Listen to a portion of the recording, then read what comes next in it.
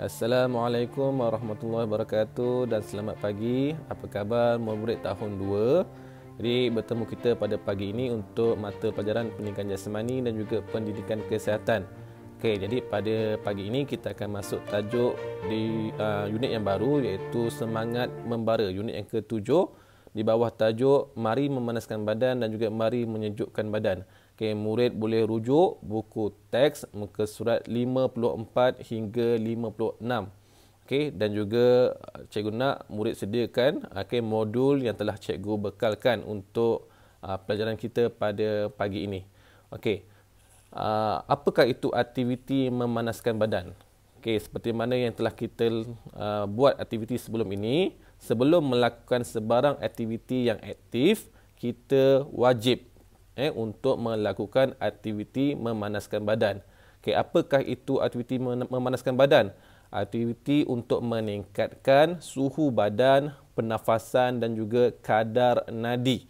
Okey, itu maksud aktiviti memanaskan badan, untuk kita meningkatkan apa? Suhu badan, pernafasan dan juga kadar nadi. Okey, kenapa? Okey, untuk menyediakan tubuh badan kita supaya bersedia untuk menjalankan sebarang aktiviti yang lebih aktif. Okey, itu yang pertama. Yang kedua, untuk mengurangkan risiko kecederaan. Kerana apa? Kerana badan kita, anggota badan kita telah bersedia untuk melakukan sebarang aktiviti yang berisiko tinggi. Okey, jadi aktiviti badan kita telah bersedia, jadi kita akan kuranglah daripada segi kekejangan otot, okey, dan sebagainya. Okey, apakah contoh pergerakan memanaskan badan? Okey, contohnya yang pertama kita boleh lakukan aktiviti lokomotor dan juga aktiviti bukan lokomotor. Contohnya lari setempat, berjoging, okey, melompat, melompat sebelah kaki, lompat bintang.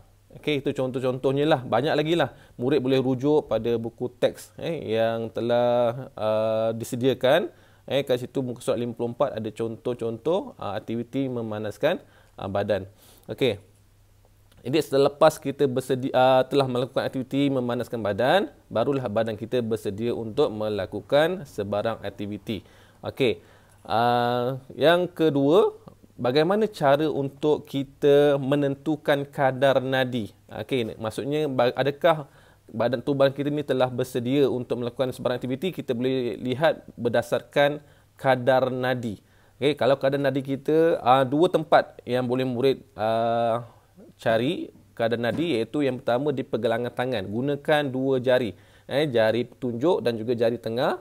Okey, cari di pergelangan tangan. Okey, ada denyutan nadi. Okey, boleh cari kira secara dalam hati pun boleh selama 1 minit. Okey. Kemudian yang kedua di leher. Okey, cari kadar nadi. Okey, murid boleh cari kadar nadi sebelum, semasa dan selepas melakukan aktiviti. Cuba lihat ada tak perubahan yang berlaku pada denyutan nadi anda sebelum melakukan aktiviti, semasa melakukan aktiviti dan selepas melakukan aktiviti. Okey, dua tempat di pergelangan tangan dan juga di leher, menggunakan dua jari, mesti dua jari. Okey, untuk lebih tepat kiraan dia. Okey, dan juga sebagai informasi, semasa kita melakukan aktiviti, pastikan kita minum air yang secukupnya untuk mengelakkan badan kita mengalami kekurangan air. Okey, pastikan apa saja aktiviti kita nak buat, pastikan dapat minum air yang secukupnya, air masak. Okey, kemudian semasa kita melakukan aktiviti memanaskan badan, dan juga aktiviti-aktiviti yang lebih aktif, pastikan kita memakai pakaian yang sesuai, iaitu pakaian dan pakaian sukan dan juga berkasut. Okey, untuk lebih selesa dan lebih selamat. Okey.